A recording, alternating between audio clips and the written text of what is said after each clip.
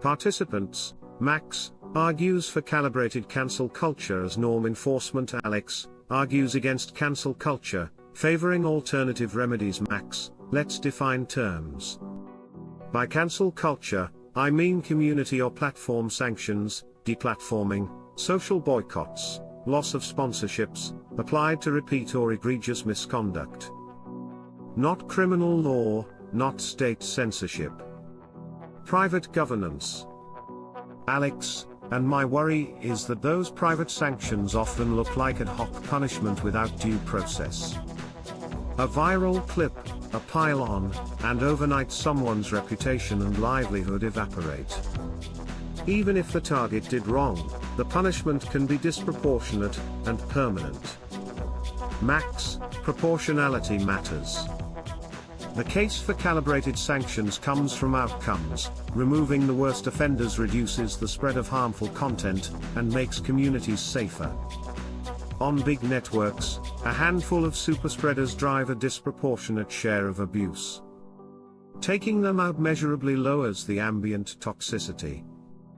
Alex: sometimes it lowers toxicity there and just moves it elsewhere. People migrate to alternative platforms.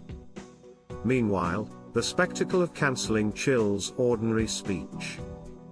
People who would have engaged in good faith debate keep quiet to avoid a mob. Max: migration happens, but it isn't costless.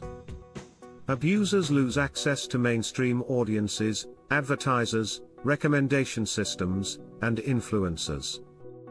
Their reach shrinks. That's harm reduction. On chilling effects, most users aren't worried about being cancelled for honest mistakes, they're worried about performative outrage. That's a governance problem, not an argument against sanctions. Alex: governance is the point. Who decides what's sanctionable? The line between sharp criticism and cancelling is thin. Today's coalition cancels a comedian, tomorrow's cancels a researcher. Without stable rules and appeal rights, it's easy for norms to devolve into factional punishment. Max: then build the guardrails into the system, published rules, transparent processes, graduated penalties, and appeals. Reserve harsh penalties for repeat, high-harm behavior, doxing, targeted harassment, incitement, industrial misinformation. Most cases should start with warnings, takedowns, or suspensions, not permanent bans. Alex: even with rules, the public pile-on is hard to control. Online shaming can turn punitive quickly, motivated by the thrill of punishment instead of justice. The reputational damage can exceed the offense, especially when allegations are contested. Max: social sanctions can be excessive, agreed. But the answer isn't to abandon them, it's to channel them. Platforms can dampen pile-ons, rate limit harassment, blur dogpiles, de-amplify brigading, and provide structured reporting. Communities can adopt norms, criticize behavior, not identity, avoid conjecture, encourage corrections and apologies. Alex: you're assuming platforms will enforce that consistently. Historically, they've whipsawed, lax one year, heavy-handed the next. Political actors exploit both states, either to claim bias or to weaponize enforcement against opponents. Max: consistency is hard, but we know what helps: independent oversight boards, external audits of enforcement data, and transparent metrics. What was removed, why, and with what effect. Think of it as safety engineering for speech systems: measure, iterate, publish. Alex: measurement won't resolve the moral problem that crowds can be unjust. A one-day Twitter storm can end a career built over decades. Should mob sentiment determine punishment? Max: no one's advocating trial by trending topic. The legitimate form of cancel culture is structured. The platform or organization decides based on clear evidence, past behavior, and impact, then explains the decision. The illegitimate form, flashmob vigilantism, is precisely what rules should blunt. Alex, you're describing an ideal. In practice, accusations spread faster than facts. Editors cave preemptively. Sponsors panic. Institutions offload moral courage to the crowd. Max, then put friction at the decision points. Require internal review before termination or bans. Create cooling-off periods. Offer remediation paths, delete harmful posts, training, public apology, time-limited suspensions. The goal is correction, not annihilation.